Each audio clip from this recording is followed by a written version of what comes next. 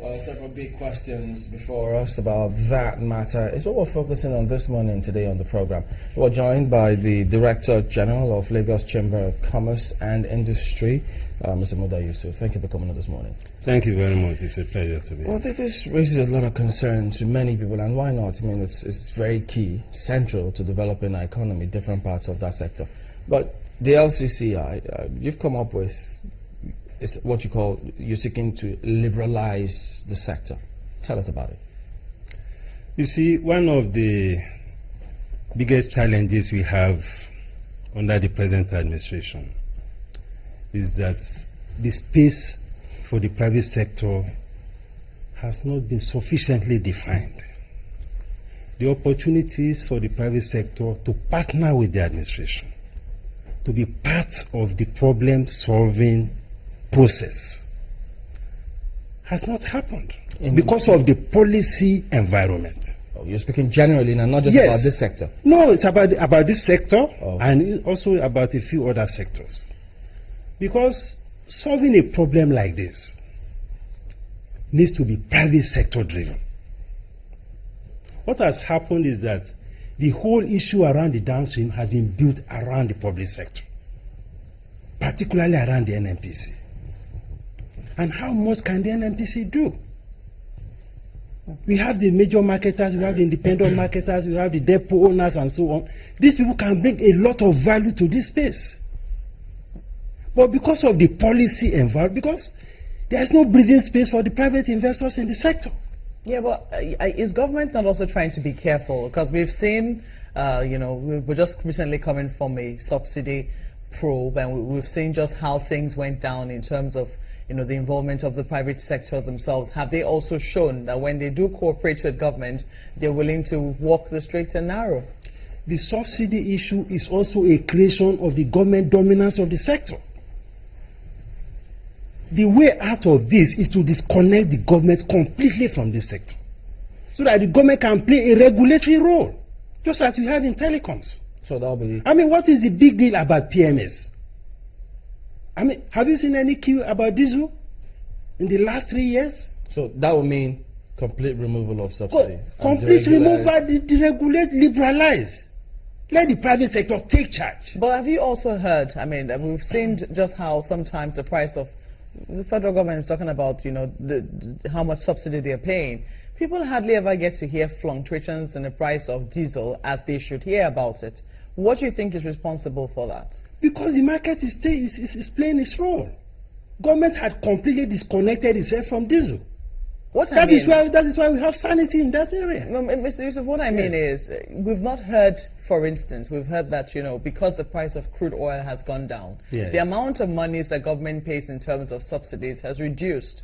But, that doesn't seem to be reflecting in the price of diesel. For a long time, the price of diesel had been at a certain constant all over, the country. Why would you say that that has happened? We've not seen that fluctuation reflected in that price. You see, a lot of variables impact the price of diesel. First, the price of crude. Normally, when there's a reduction in the price of crude, it normally should reflect in the price of diesel. But unfortunately, as the price of crude was going down, the exchange rate was going up. So the exchange rate depreciation has met off the benefit that could have accrued from the reduction in price of crude. Now, considering those kinds of fluctuations, do you think that government really, and considering just how vital PMS still is to our economy in terms of how, it also helps the average man, power his generator and, move cars and, transportation generally in terms of the price of goods and services. Do you think it would be wise for government to completely say, we're handing off this particular one and we're only going to play a regulatory role? We have been in this for how long? We have been in this for close to 15 to 20 years. Queues today, queues tomorrow. I mean, these are evidence that this model is not sustainable. As we speak, over the years, how many users of PMS are able to even access this product at the regulated price? Outside the major cities of Abuja, Lagos, go to East, go to the West, go to Far North, go to the Kogi and all the rest of them. Over the years, they have been buying fuel over the official price. And it's a major distraction for government, I must say. Now, oil price is already going again to 40. We are not talking about subsidy again. Where are they going to get the resources? Now that is coming There are up more again. important things to do with funds. Look at the pressure that this thing is putting on foreign reserves. I was speaking to a depot owner just during the conference we had on this issue. And the man told me that they were ready to use their own resources to import this fuel and sell. If only government will allow them to sell at a price that will enable them to recover their cost. What price did they suggest? What is wrong with that? Did they suggest any price? No, you see, this is a business. Your factors, your cost parameters will determine your price. And let me say this, the best way to protect the consumer is to create a competitive market framework in any system. Once you create a framework for market competition, invariably the consumers will be protected. Because as more people come into the space, there will be competition and the prices will go down. We are seeing this with telecoms. When we started, at how much, the rate at which you are either paying for line or even paying for the airtime. What is the situation today? But some argue that this is it's not similar to what we experience in the petroleum sector. Why? Why? Because this is a business. And once you introduce competition in it, because the problem with this situation is that we have not allowed competition. The whole thing is around the NNPC, DPR, the government, subsidy, and all of that. That is why we keep having this problem. Does the PIB has anything to do with this? Well, if you get it passed, fine. But we have been on this for how long? The PIB has been in the National Assembly since 2003. Nothing has happened. In all of this, there are sort of vested interests and things that should not allow things to move. I think that's the word, vested interest. Yes. Is it so difficult for any government to unearth and really dissect and see whose interest is paramount in the whole scheme? You see, the thing is that as long as you have this entrenched government involvement in this, a lot of people benefit from it. They benefit from all this allocation going to queue at the NNPC. They benefit from the subsidy. They benefit from this equalization funds. There are so many parasites in the system. But if you free it, all these parasites will disappear. You know what we are going through with Sorry to cut you, because you just also touched on another very, very important aspect, and it has to do with the PEF, the Petroleum Equalization Fund. Yes. And you just also reminded us that in so many of these cities across Nigeria, people have been buying petroleum products far above pump price. Exactly. And that's where PEF should have been able to come in to help bridge the gap in prices. From what you have highlighted in your opening remark, it then means that it failed from the start. Those things have failed. Those things are not easy to monitor. Somebody can lift a fuel here and claims that he's taking the fuel to Sokoto. He will claim the equalization fund for transporting to Sokoto. By the time he gets to Ibadan, he discharges the fuel and comes to claim the money. Even though PEF said that they had a system that checked all of this. It is not possible to check those things. Why not? You see, there are things that, when you are fighting corruption, you must also institute processes and framework that will make it difficult for corruption to thrive. There are some things you cannot just monitor. Do you know how many tankers leave the Lagos port for various parts in this country? How many of them will you monitor? And apart from that, people can just manipulate documents. Well, that's for PEF. They can just manipulate documents and say, okay, 10 trucks have left. They went to Maiduguri. They went to all these places. Whereas they did not go beyond Ogun State. Well, what do you think about the government?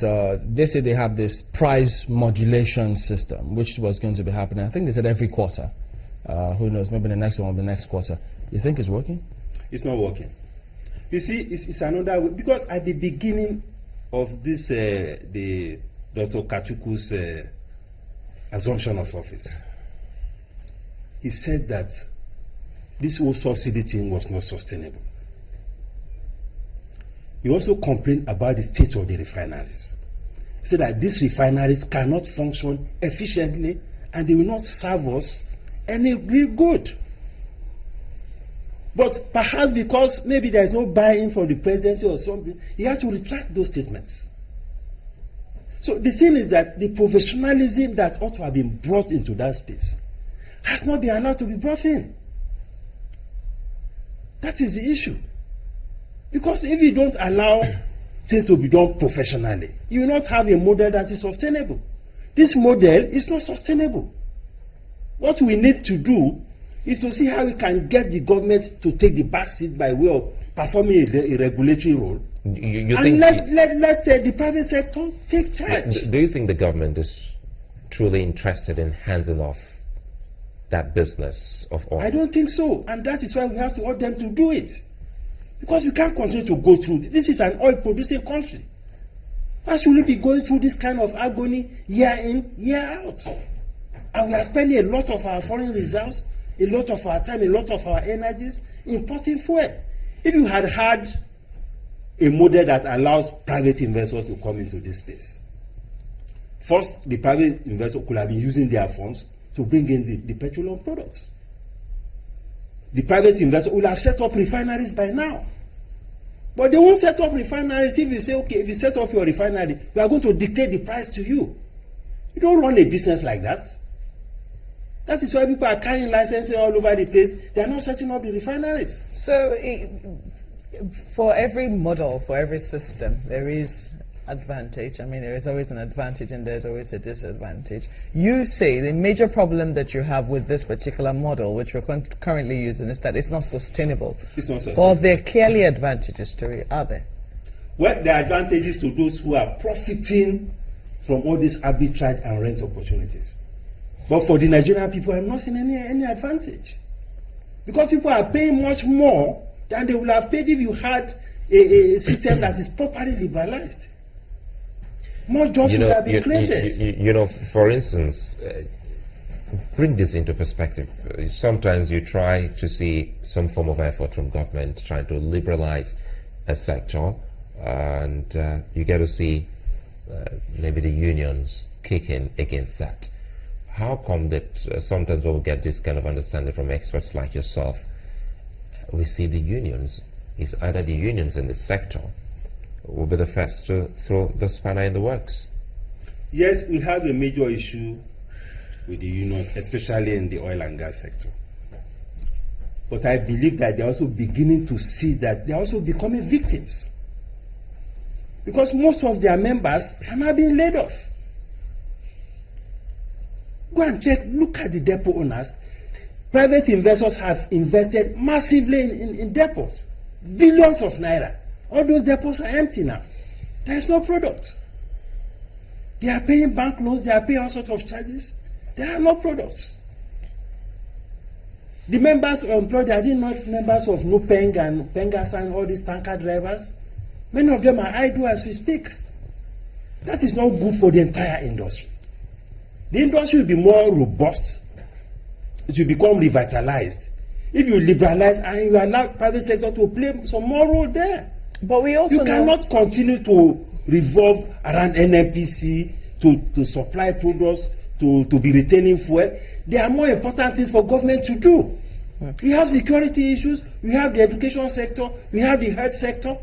We have so many things to do. You don't think that, if the private sector were involved, it's also going to pressurize the forex reserves as it currently stands? It's already pressurizing reserves. Because what it seems the government is trying to do is see how they can bring in only what it is that we need. No, you see, the beauty of private sector involvement, and that is one thing again that I think the administration needs to take on board.